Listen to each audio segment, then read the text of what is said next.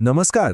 कधी विचार केलाय आपण कीबोर्डवर एक साधं बटन दाबतो आणि स्क्रीनवर अक्षर उमटतं, पण ह्या दोन गोष्टींच्या मध्ये नक्की काय घडतं? आजच्या या विशेष विश्लेषणात आपण ह्याच पडद्यामागच्या अदृश्य गणिताचा शोध घेणार आहोत. थेट मुद्द्यावर येऊया. कोणालाही हा प्रश्न पडणं अगदी साहजिक आहे की माणसाला वाचता येणारी ही अक्षरं एक मशीन कसं काय समजून घेतं. विचार करा, ज्या सिस्टमला फक्त 0 आणि 1 एवढीच भाषा समजते, ती माणसाची गुंतागुंतीची भाषा कशी डिकोड करत असेल? चला तर मग याच्या मुळाशी जाऊया. कीबोर्डवरील या ए या बटनाकडे बघा. जेव्हा हे बटन दाबलं जातं तेव्हा कम्प्युटरकडे थेट ए हे अक्षर जात नाही. भौतिक जगातली आपली ही छोटीशी कृती मशीनच्या जगात एका अतिशय अचूक गणितामध्ये बदलते. हे कसं होतं ते बघूया. आजच्या या प्रवासाची रूपरेषा अगदी सोपी आहे. आपण 5 टप्पे पाहणार आहोत. 1. कीस्ट्रोक्सचं कोडमध्ये रूपांतर. 2. एन्कोडिंगची उत्क्रांती. 3. 4 महत्त्वाच्या नंबर सिस्टम्स. 4. हेक्साडेसिमलची ताकद. आणि 5. ह्या सिस्टम्समधलं परस्पर रूपांतर. अजिबात काळजी करू नका, आपण हे टप्प्याटप्प्याने आणि अगदी सोप्या भाषेत उलगडणार आहोत. सुरुवात करूया पहिल्या भागापासून, ट्रान्सलेटिंग कीस्ट्रोक्स टू कोड. मगाशी आपण एचं उदाहरण पाहिलं, बरोबर?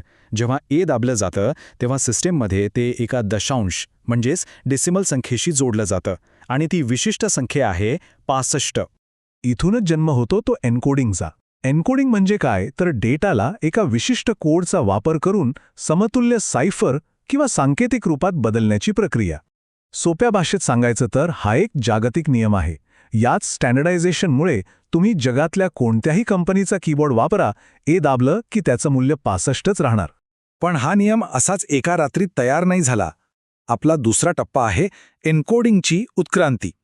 ही सांकेतिक भाषा कशी विकसित झाली हे पाहणं खूप रंजक आहे. इतिहासातला प्रत्येक नवीन शोध हा संवादातली एखादी विशिष्ट अडचण दूर करण्यासाठीच लागला होता. इथे हे ASCII म्हणजे ASCII स्टँडर्ड बघा. या डेटा या शब्दाचं प्रतिनिधित्व कसं केलंय ते दिसतंय. हे स्टँडर्ड 7 बिट्स वापरतं. त्या काळी हा एक क्रांतिकारी शोध होता, पण यात एक मोठी गोम होती. यात फक्त 128 अक्षरांची मर्यादा होती, जी केवळ इंग्रजी भाषेपुरतीच मर्यादित होती. आणि इथेच खरा आहा मोमेंट येतो. ASCIIमध्ये जगातल्या इतर भाषा सामावून घेण्याची क्षमताच नव्हती. भाषेची ही मोठी भिंत पाडण्यासाठी युनिकोड आणि ISCII सारख्या सिस्टम्स जन्माला आल्या. इंग्रजी एसाठी डेसिमल 65 वापरलं जातं, पण आपल्या देवनागरीतल्या असाठी युनिकोडमध्ये 0905 हे हेक्साडेसिमल मूल्य वापरलं जातं. या एका शोधामुळे आज आपण जगातल्या कोणत्याही भाषेत टाईप करू शकतो. कमाल आहे ना? मानवी भाषेचा प्रश्न सुटला, पण आता वळूया कम्प्युटरच्या खऱ्या मेंदूकडे. आपला तिसरा भाग, द 4 नंबर सिस्टम्स. मुळात आपल्याकडे 4 मुख्य नंबर सिस्टम्स आहेत. डेसिमल म्हणजे 0 ते 9, जी आपण माणसं रोजच्या व्यवहारात वापरतो. पण कॉम्प्युटरचं अंतिम सत्य बायनरीमध्येच दडलंय, म्हणजेच ट्रान्झिस्टरच्या ऑन किंवा ऑफ स्थितीवर आधारित फक्त 0 आणि 1चं जग. आणि ह्या 2 टोकांच्या मध्ये येतात ऑक्टल आणि हेक्साडेसिमल सिस्टम्स. आता इथे एक अतिशय रंजक प्रश्न उभा राहतो. जर बायनरी हाच सगळा पाया आहे आणि मशीनला तेच समजतं, तर प्रोग्रॅमर्सना ऑक्टल किंवा हेक्साडेसिमल सारख्या नवीन सिस्टम्सची गरजच काय? 0 आणि 1 पुरेसे का नाही? याचं उत्तर दडलंय आपल्या चौथ्या भागात, हेक्साडेसिमलची ताकद. खरं सांगायचं तर ही सिस्टीम प्रोग्रॅमर्ससाठी एका शॉर्टहँड किंवा संक्षिप्त लिपीसारखं काम करते. 0 आणि 1चे ते भले मोठे पट्टे माणसाला वाचायला आणि हाताळायला अक्षरशः अशक्य असतात. ह्यातलं गणित अतिशय सुरेख आहे. बायनरी कोड्स सुटसुटीत करण्यासाठी बिट्सचे गट केले जातात. 3 बिट्सचा गट केल्यास 8 शक्य जोड्या बनतात. ही झाली ऑक्टल सिस्टम. आणि 4 बिट्सचा गट केल्यास 16 शक्य जोड्या मिळतात. ही झाली हेक्साडेसिमल सिस्टम. यात सर्वात भारी गोष्ट म्हणजे 10 ते 15 या संख्या दाखवण्यासाठी चक्क ए ते एफ या अक्षरांचा हुशारीने वापर केला जातो. एकदम स्मार्ट आयडिया. आणि हे उदाहरण अगदी चपखलपणे स्पष्ट करतं की हेक्साडेसिमल प्रत्यक्ष जगात कसं वापरलं जातं. वेब डिझाईनमध्ये आपण 24 बिट RGB रंग पाहतो, बरोबर? त्यांच्यासाठी बायनरीमधले ते 24 1 आणि 0 लक्षात ठेवणं निव्वळ अशक्य आहे. पण हेक्साडेसिमलमुळे पांढऱ्या रंगासाठी फक्त FFF लक्षात ठेवणं किती सोपं जातं हे तुमच्या लक्षात आलंच असेल. आता आपण आलो आहोत शेवटच्या आणि सर्वात महत्त्वाच्या टप्प्यावर, कन्व्हर्टिंग बिटवीन नंबर सिस्टम्स.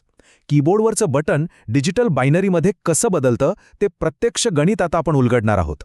कोणत्याही संख्येचं रूपांतर करण्याची ही 4 पायऱ्यांची पद्धत अतिशय सोपी आणि युनिव्हर्सल आहे.